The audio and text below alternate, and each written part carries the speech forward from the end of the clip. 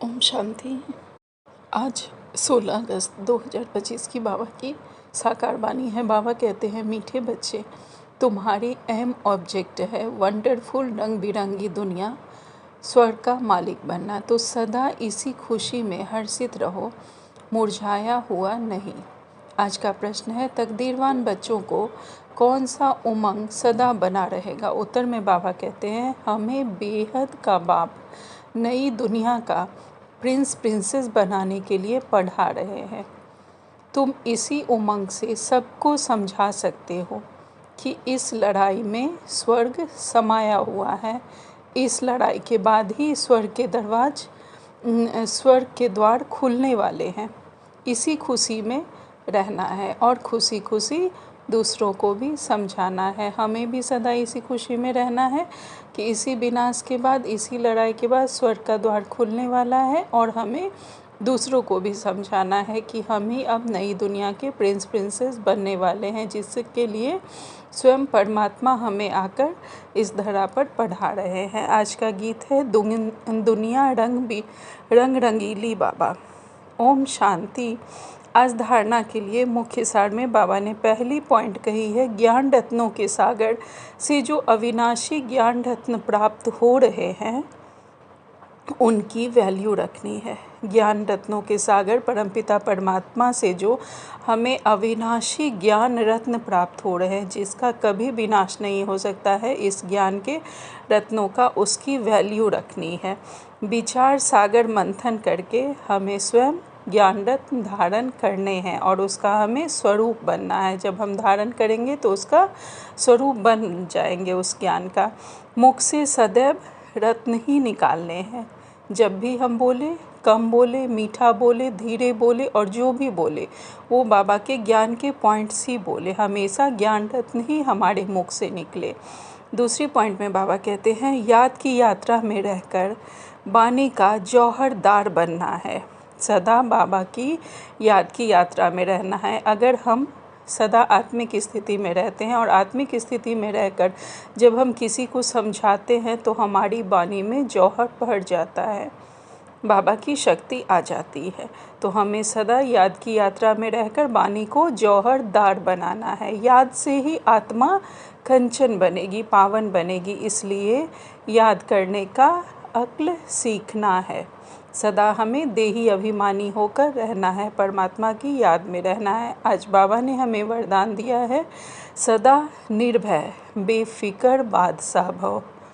बाबा कहते हैं, मेरेपन के सूक्ष्म स्वरूप का भी त्याग करने वाले सदा निर्भय और बेफिक्र बादशाह भव।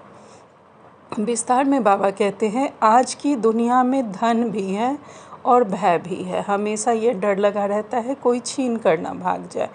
तो बाबा कहते हैं, धन है तो भय भी है। जितना धन है उतना ही भय में ही खाते, भय में ही सोते हैं, सदा डर बना रहता है। तो बाबा कहते हैं, जहाँ मेरापन है वहाँ भय जरूर होगा। जब हम यह समझते हैं कि ये मेरा है तो वहाँ भय जरूर रहता है, लेकिन अगर हम समझे कि ये परमात्मा का है, मेरा नहीं है, तो फिर भय निकल जाता है। तो बाबा कहते हैं, कोई सोना हिरन भी अगर मेरा है तो भय है, लेकिन यदि मेरा एक शिव बाबा है तो निर्भय बन जाएंगे। मेरा कुछ नहीं है, मेरा सिर्फ ये शिव बाबा है, स्वयं परमात्मा मेरा है, मेरा और कुछ नहीं है। तो हम निर्भय बन जाते हैं। तो बाबा कहते हैं, तो सूक्ष्म रूप में भी मेरे को चेक करके उसका त्याग करो। निर्भय और बेफिक्र बादशाह रहने का तो वरदान हमें मिल जाएगा। सूक्ष्म रूप में भी हमें चेक करना है कि कहाँ कहाँ मेरापन समाया हुआ है। चेक करके उसका हमें त्याग करना है तो हम निर्भय बन जाएंगे, बेफिक्र बादशाह बन जाएंगे। बाबा से हमें निर्भय रहने का और बेफिक्र बादशाह बनने का वरदान मिल जाएगा।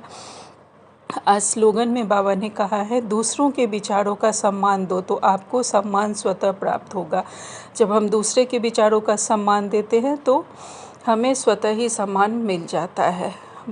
कभी हमें ये नहीं सोचना चाहिए कि मैं जो सोच रहा हूँ, मैं जो बोल रहा हूँ वही सही है। हमें बातों के दूसरे पक्ष को भी देखना चाहिए, दूसरे के एंगल से भी देखना चाहिए। और अगर हम दूसरे के विचारों को सम्मान देते हैं तो स्वतः ही हमारे विचारों को भी सम्मान मिलना शुरू हो जाता है कि उन्होंने मेरी बात इतनी ध्यान से सुनी। भले वो बात हो या ना हो, लेकिन हमें दूसरे के विचारों को भी सम्मान देना चाहिए। स्नेह सम्मान जितना हम दूसरों को देंगे उतना ही हमें मिलता जाएगा। आज का व्यक्ति सारा है, एक तरफ बेहद का वैराग्य हो, दूसरी तरफ बाप के समान, बाप के लव में लवलीन रहो। एक सेकंड और एक संकल्प भी इस लवलीन अवस्था से नीचे नहीं आओ। एक सेकंड के लिए भी और एक संकल्प के लिए भी हमें इस लवलीन अवस्था से नीचे नहीं आना है। ऐसे लवलीन बच्चों का संगठन ही बाप को प्रत्यक्ष करेगा। आप निमित्त आत्माएं पवित्र प्रेम और अपनी प्राप्तियों द्वारा सबको श्रेष्ठ पालना दो। हम निमित्त आत्माएं सबको पवित्र आत्मिक प्रेम से और अपनी प्राप्तियों द्वारा सभी को श्रेष्ठ पालना दो और योग्य बनाओ, अर्थात योगी बनाओ। सबको बाबा का ज्ञान दो। अच्छा, ओम शांति। शुक्रिया बाबा।